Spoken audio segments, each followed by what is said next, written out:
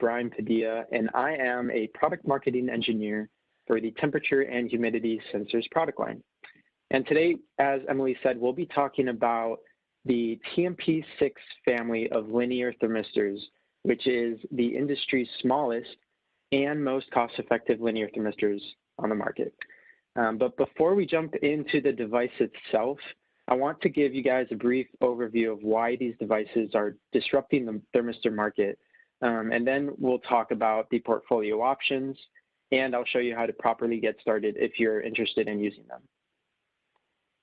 So very quickly, for those who aren't familiar with thermistors, they are discrete two-terminal devices that alter their effective resistance as temperature changes. Now, let's take, for example, a thermistor that's in a 25 degrees Celsius environment. Using an ADC, we can measure the voltage drop V temp across the thermistor and find that in this example, it's 2.256 volts. And from there, you can use any temperature conversion method in software to calculate what temperature that voltage corresponds to. Now, once your MCU calculates the temperature, that's when your system can take the corresponding action depending on what value it calculated. And your signal chain could look very different.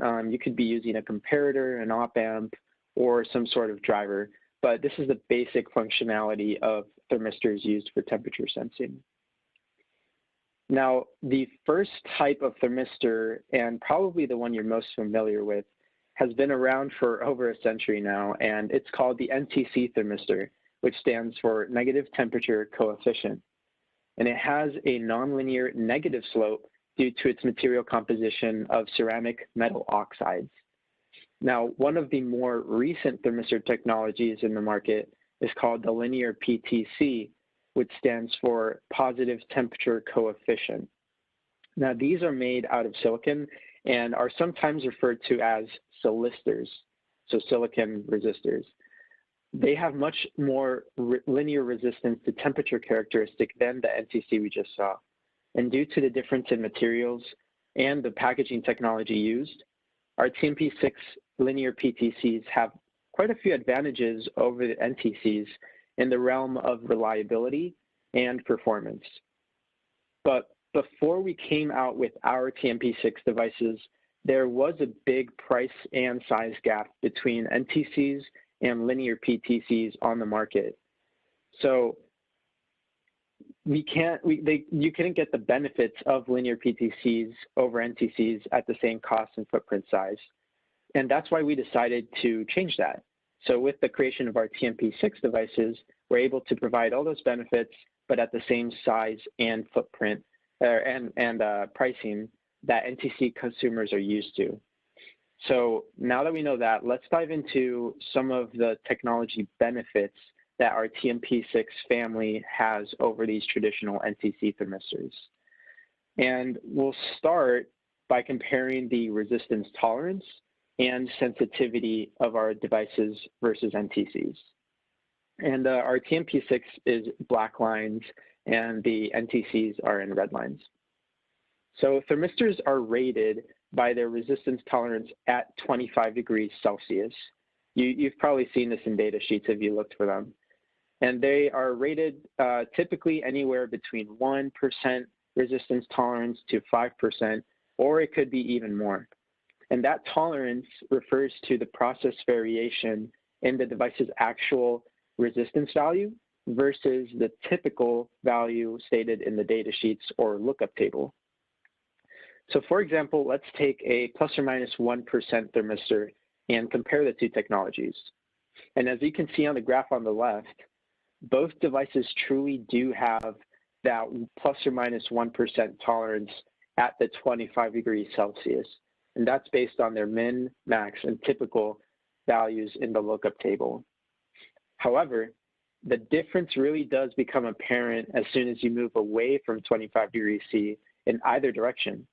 Whereas our devices, our TMP6 thermistors, maintain a max tolerance of up to plus or minus 1.5% from negative 40 to 150, that same plus or minus 1% NTC increases its tolerance to up to plus or minus 4% max over that same temperature range. And it gets even worse if you're using anything above a 1% tolerance NTC. Like if you're using plus or minus 5% at 25 degrees C, then it can get up to plus or minus 10% at high and low temperatures. So it's really important because the large increase of resistance tolerance in NTCs can actually lead to a lot more error if you don't properly calibrate it out, which I know for some people it's a headache to do that. Moving on to sensitivity on the right-hand side, which, to be clear, does not mean accuracy.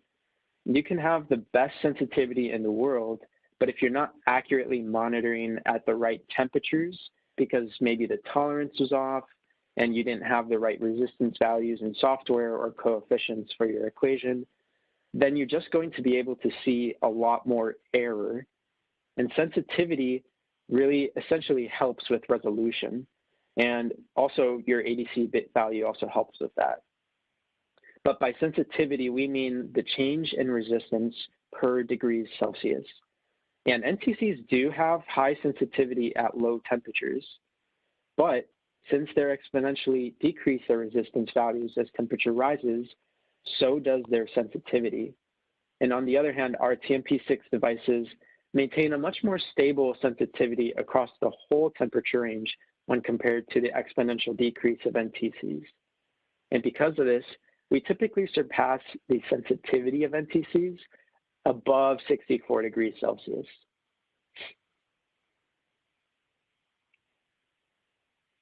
All right, so now what about response time and the potential accuracy of the solution? Well, if you take a look at NTC data sheets, you'll see that many of those manufacturers don't specify the thermal response time in the data sheet. So we decided to test it out ourselves with just normal basic NTCs. And to summarize it up, our TMP6 linear thermistors are just about 3 times faster than the comparable NTC. And this is what can help your MCU take action earlier and when needed in those critical situations to prevent thermal failures in the system. And we're able to achieve this kind of thermal response thanks to the silicon and the small thermal mass of the packages that we offer.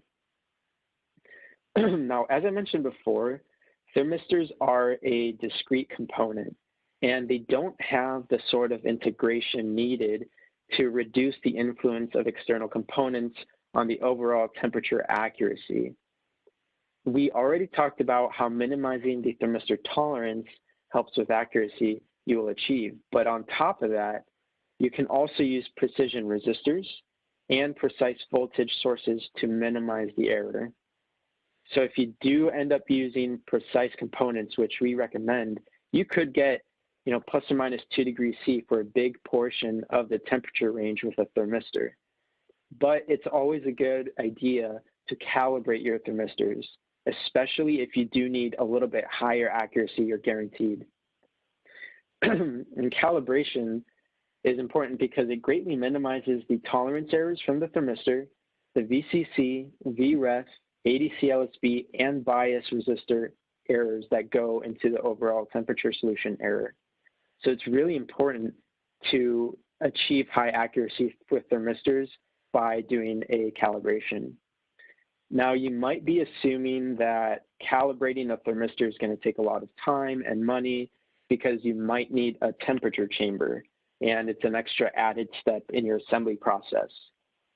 However, that's actually only the case depending on the type of thermistor chosen and the temperature range of interest. So for example, an NTC has a large variance in resistance tolerance and a large change in their temperature coefficient of resistance across temperature, right, the slope. And because of this, these changing characteristics and large tolerances, they require often up to 3 points of calibration across a full temperature range in order to get really high accuracy. And that is what requires a temperature chamber if you're using an NTC and you need to get better accuracy. But on the other hand, as seen on the graphs on the right-hand side of the screen, our TMP6 devices essentially have the same amount of error across the whole operating temperature range due to its linear and stable characteristics. And because of this, just one single point offset at room temperature during your final assembly can greatly reduce the error across the entire temperature range, and that's without the use of a temperature chamber. So this method takes it possibly to 0.3 degrees Celsius with our TMP6 devices. And again, this process would be done during your final assembly, in your programming, on startup, and can be done in milliseconds with no hands-on. And best of all, like I mentioned, there's no need for a temperature chamber. So it's a very simple and effective way to get really high accuracy across all your thermistor units if you're using a TMP6 device. All right, moving on to the reliability comparison.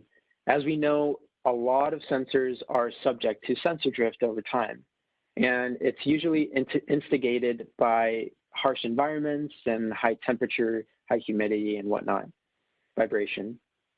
Another aspect that comes into play for this is self-heating. Now, as NTCs decrease their resistance with rising temperature, their power consumption actually increase. And this means that it needs to dissipate more heat, or dissipate the power consumption in the form of heat. And this self-heating is largely impacted by the material composition of NTCs. And it ends up affecting the NTC's precision over time, so the drift.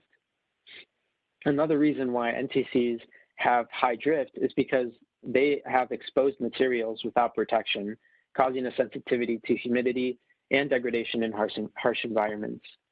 But on the other hand, our TMP6 devices have a smaller thermal mass than NTCs.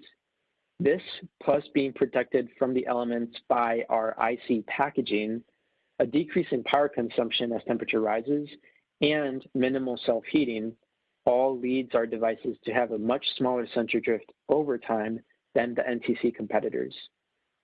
Now, many NTC manufacturers don't specify the long-term sensor drift in their data sheets as well, just like they didn't for their thermal response time. But out of the ones that we could find, we have at least 1/3 the sensor drift when compared to our competition's NTC thermistors. And speaking of reliability, many of our temperature sensors have published functional safety information on TI.com to help you achieve any system-level ASIL certifications you might be doing. And this includes our TMP6 linear thermistors. And if a device is not, if a device you're interested in does not have this documentation on TI.com yet, just contact your sales rep and they can help enter a request to have us generate that documentation for you. Okay, so to recap, we just compared our TMP6 linear thermistors to NTC thermistors in terms of their resistance tolerance and sensitivity, thermal response time and calibration, and reliability and sensor drift.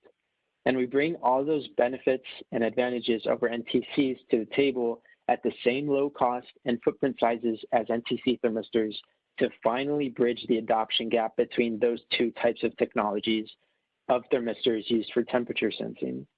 And our TMP6 portfolio includes 3 different R25 values.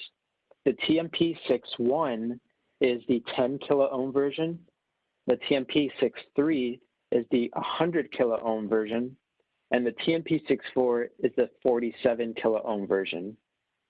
In terms of package sizes, we have a 0402 and 0603 footprint sizes for service mount devices, as well as a through-hole TO92S package.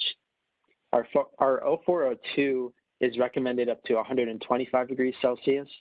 Our 0603 is recommended up to 150 degrees Celsius. And the TO92S is recommended up to 170 degrees Celsius. So you got a couple options here. Now, as I mentioned, thermistors are discrete devices. And because of this, they all require extra design considerations, no matter which type you choose, in order to achieve high levels of system accuracy. And here are some of the main design considerations that we recommend you do, no matter what thermistor you're using. Now, since there are multiple sources of error in the circuit, we recommend using precise components and minimizing your BOM by using a constant current source rather than a voltage divider circuit. This way you can get rid of that bias resistor, which is another source of error. And because sources can vary independently, we also recommend to implement the ratiometric method with your ADC to sync up any voltage variations. Now, to get the best level of accuracy possible with a thermistor, we recommend leveraging the simple room temperature offset correction I mentioned if you're using our TMP6 linear PTC thermistors. And if you're using an NTC, we would recommend multi-point calibrations with the temperature chamber. And finally, to improve your ADC's resolution and signal-to-noise ratio, we do recommend oversampling in software. But if you're oversampling, don't use a ratiometric approach because oversampling requires a small amount of dithering noise. Now, if you implement your thermistor solution properly, your solution can actually be pretty accurate for your temperature monitoring system. And if you're using an NTC right now and you do want to try out our TMP6 devices, your circuit does not require any changes, and the software edits are barely a few lines of code to update the lookup table or alternate temperature conversion method. And we want to minimize the time and effort it takes to design with our devices. So we created the Thermistor design tool, which includes all the lookup tables needed, different methods of calculating temperature in software, oversampling examples, example C code, and so much more. It's available on ti.com for both a voltage bias and current bias format. And I actually just want to show you guys that real quick here on my screen. So you should be seeing ti.com right now. If you go to ti.com/thermistors, that'll send you directly to this page. And if you scroll all the way down to the bottom, you'll see the Thermistor design tool right here. Once you click on it, you'll download a zip file, and you'll see the two different Thermistor design tools, the voltage bias and the current bias. Once you open up, for example, the voltage bias tool, you'll see this main page right here. And this main page is where you're going to see all the different menu options for the values that we provide and the examples. So here, for example, you get to choose your orderable part number, depending on which one you'd like. You get to enter your voltage bias, your ADC bit value, and then based on all that, this tool automatically calculates the effective resistance values for each device that we offer, as well as gives you example C code, so you can just copy and paste that. It gives you a thermistor comparison against NTC thermistors, so you can just plug in your NTC values right here. We also provide the most accurate method in software for using our TMP6 devices, which is called the fourth order polynomial regression. Now we provide a little explanation up here, and we automatically calculate the coefficients that you need based on the inputs you put on the main page. And we also give you the example C code so you can just get started right away. If you're used to the Steinhardt-Hart equation and want to continue using that, we also provide the linear PTC version of that equation right here. And again, we provide the coefficients that are calculated based on your inputs right here on this sheet. And don't forget, we also have that example C code. If you're used to a lookup table, we also provide that information and a little explanation as to how you can use that. And we also show the for loop example in C. If you are using a lookup table, consider doing some sort of interpolation between the values in the array, because that way you're able to get better accuracy out of that lookup table. And it works really well for linear devices like ours because it is a linear interpolation. So also provided C code right here so you guys can take a look at that and get started. Another easy way of using thermistors that I did not mention before is if you're just interested in maybe 1 or 2 or 3 temperature values across temperature. If you know which temperature values you're interested in, you can just plug that in here. Let's say, for example, I'm interested in 85 degrees Celsius, and above that, I want to turn on a fan. Well, then I can just say that my ADC count is going to be 9,630 bits. And instead of going through the whole process of calculating the V temp, the resistance, the temperature, I can just use my raw ADC count and compare that against this 9,630, and I would save a lot of time and processing power because then I can just compare here. Once I'm over this value, then I can turn on my fan. And then you can also set the load temperature. So let's say I want to turn off the fan once the temperature gets back to 75 degrees C. Well, then I just compare my raw ADC count against 9,400 bits and then turn off the fan once it gets there. So very easy way of getting the data that you need with this tool. We also provide other examples such as averaging, and we have a great application note on ti.com for this as well. But more example C code here and information for you guys to get started, and other great tools, sheets as well here. So a very powerful tool. And again, that's both for voltage bias and current biasing. As I said before, we recommend current biasing to have better dynamic range and also to minimize the error sources by eliminating that bias resistor. Now, if you do take a look at, for example, our TMP6x-Q1 device, then you'll see this is the automotive version. That's a 10K linear thermistor. I do want to point out, if you're interested in that functional safety documentation, you just go down to the technical documentation section and you go ahead and click right here on this document type. And then you got all your information right here, ready for you to use. So with that being said, that is it from my end. Thanks, Emily, so much for letting me present here. I'll move on to the next slide. There you go. So thank you, everyone, for